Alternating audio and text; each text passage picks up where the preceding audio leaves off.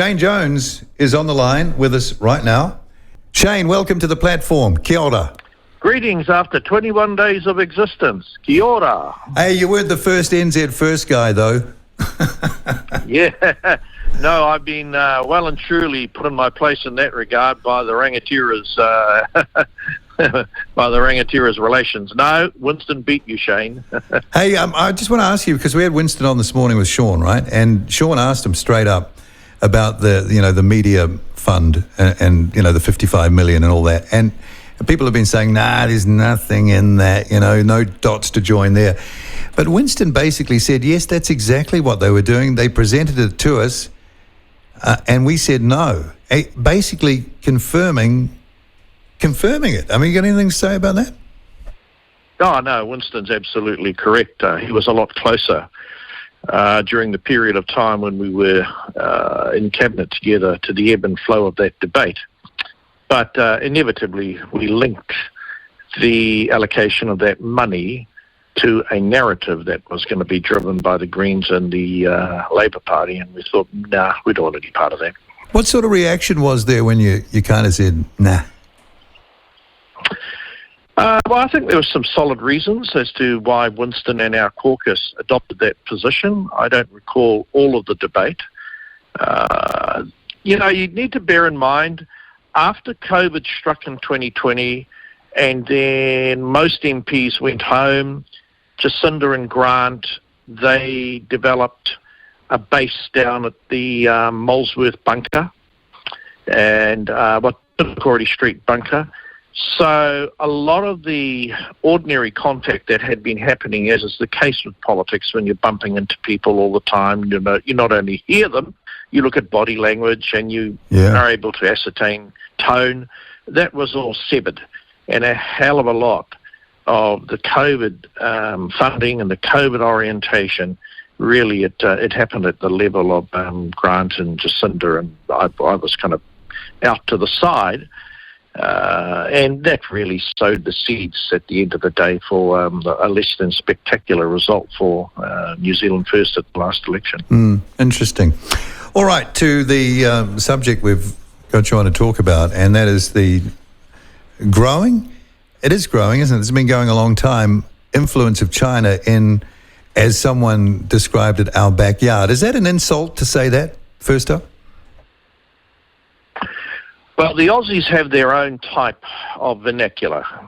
They're a lot more strident, and they're probably a lot more acidic than the average Kiwi is in terms of how the Pacific is approached and treated. Now, that might change under Penny Wong, but the basic Aussie has a different view than we do. We tend to be, when I was up there for 3 years, we tended to look to find common ground and regard those governments as having the powers of sovereign nation states.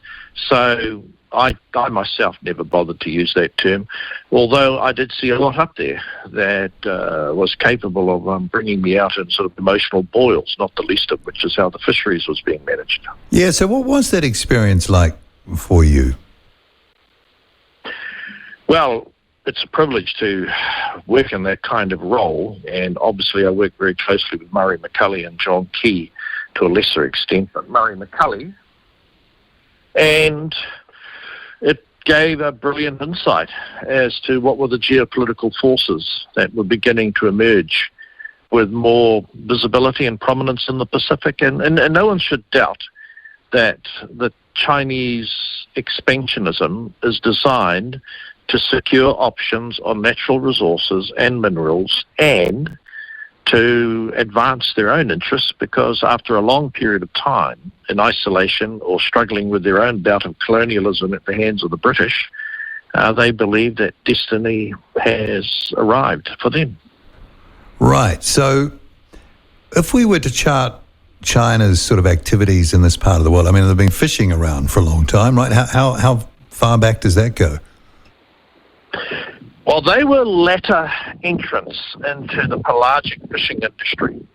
The Taiwanese, the Japanese, the Koreans, and the Americans, and to a certain extent the Europeans. They've been the big players there, certainly in my lifetime.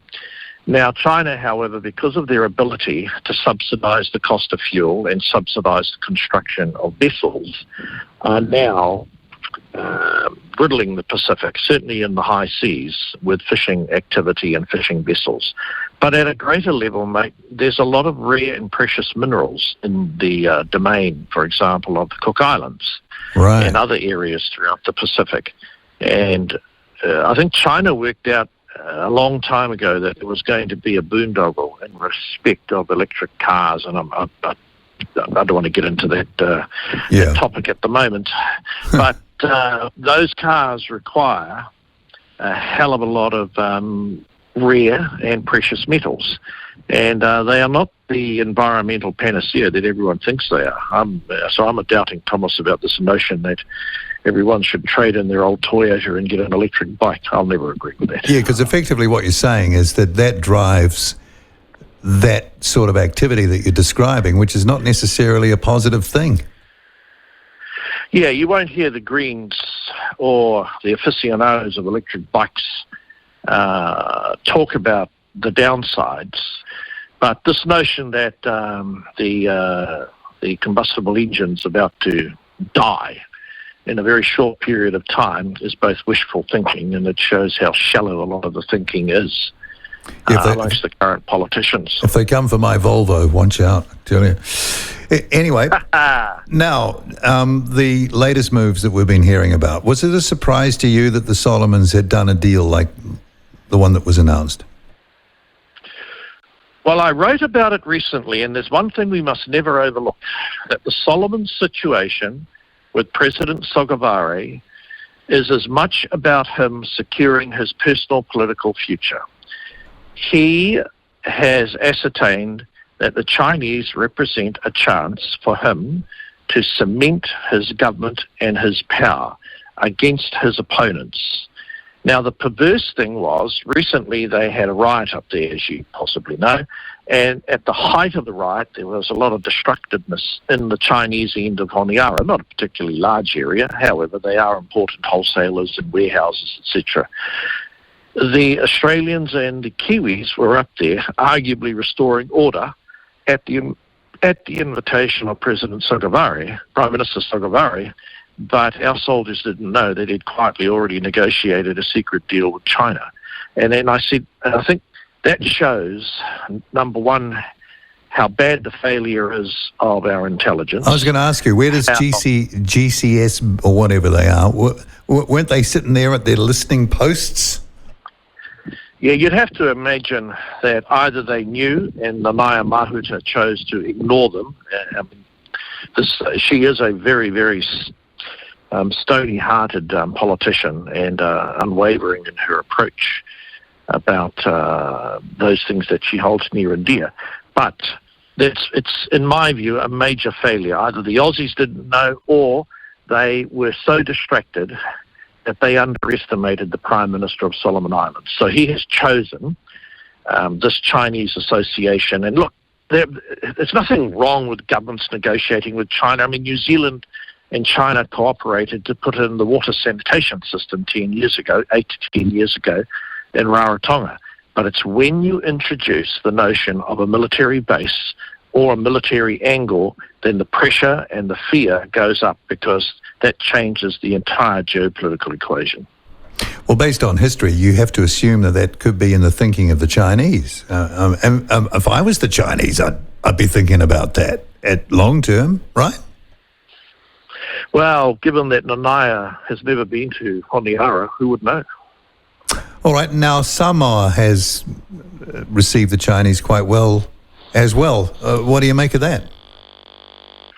Well, the Chinese have been working away with the Samoan government for quite some time, investing in infrastructure and finding a way that they can share development goals and whatnot. But I think the essence of the story is less the fact that China is spreading its wings in the Pacific. It's more the fact that what are we in New Zealand doing to secure our leverage?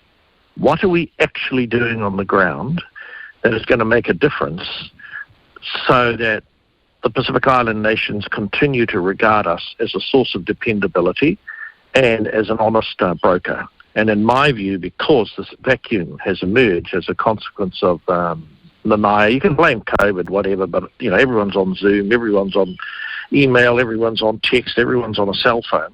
And I just think that a vacuum has emerged. And I don't think it'll really bother Lanaya. She doesn't, in my view, pay much attention to the media. To me, she is the true radical in the Labour Party caucus, single-handedly and in an uncompromising fashion. She has driven the treaty co-governance ideology and other aspects of Māori policy in Labour. And I doubt very much whether Grant or Jacinda are able to control her, because she's accountable to the 10 or 12,000 people from Tainui that voted her in. Yeah, what about the rest of us, though, that need to be represented to the world? I mean, we've got a stake in this as well. And surely it's just 101, Foreign Affairs 101, that you look after, especially in our situation. We've got smaller states not too far away in this part of the world, that you make sure, you're keeping them happy, you're doing the business. 6 years ago, New Zealand had a gold-level reputation as the most prominent voice in the international affairs of small island developing states. That's why they all voted for New Zealand to go onto the Security Council. As a consequence of the vacuum, you can't blame COVID. You've got to blame the inability of the current minister and perhaps the advisors to have allowed a vacuum to emerge. We've lost that specialist niche status and knowledge, and we've lost our leverage. And that niche specialist knowledge enabled us to leverage ourselves in other aspects of global affairs, because we were regarded as an authoritative voice on the matters pertaining to small island developing states, and they look to us. They're not looking to us at the moment. In fact, they can't find the foreign minister, so they're looking to Beijing. Okay, say you were in the foreign minister's shoes. Let's say it was you, and you were faced with a situation having to unbundle it, unpick it, and restore it. Just to sum up here now, what would you do? I would rapidly deploy political outreach to recover lost ground, so that the personal relationships and the political equity that New Zealand has always been able to create through both informal and formal networks in the Pacific is bolstered.